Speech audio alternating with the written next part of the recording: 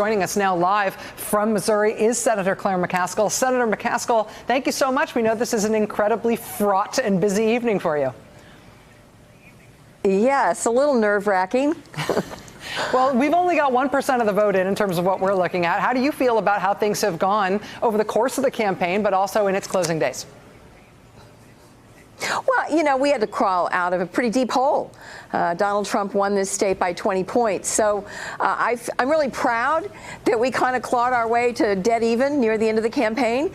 But you know me, I'm going to be really honest with you. I have no flippant idea what's going to happen tonight. We could win and we could lose. Yeah, Senator, I feel like our turnout was great. Go ahead. Yeah, the turnout was great in places we needed it to be great, but it was also strong in other parts of the state where we're not going to do as well. So I think it could go either way.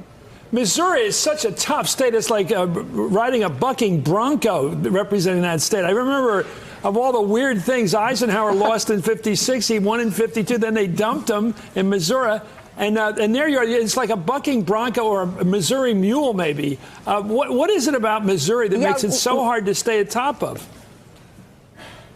Well, if you think about it, running this race as a Democrat in Missouri. Has been very Republican lately.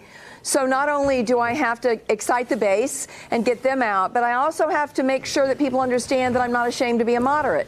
So it's a little bit like walking, chewing gum at the same time, and juggling all at once to make everything work, to make sure people understand that my moderation is principled, but I'm not afraid to compromise, which I think a lot of Missouri voters like, that I'm independent. I don't always vote the party line.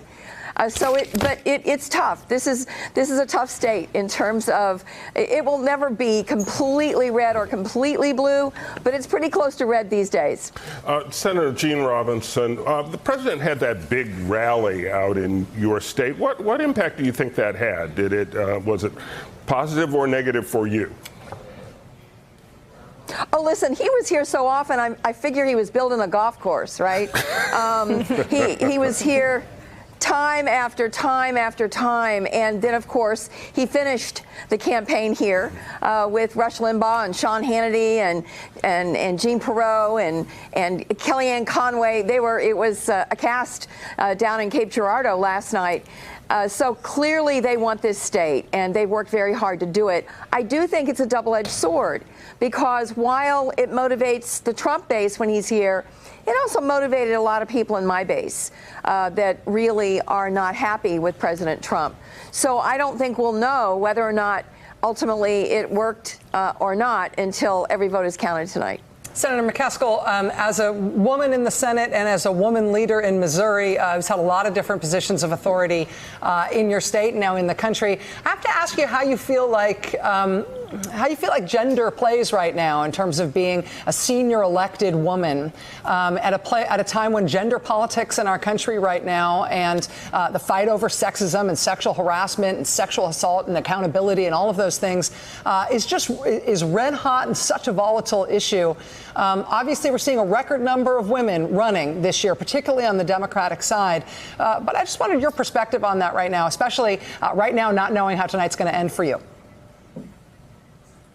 Well, I think it's always going to be an issue that's out there. Sometimes it's more subliminal. Sometimes it's front and center. It's probably been a little more front and center this time. But I got to tell you honestly, Rachel, I think the biggest problem for me is not as much gender as it is that in politics today, it's really a mark against you if you know what you're doing.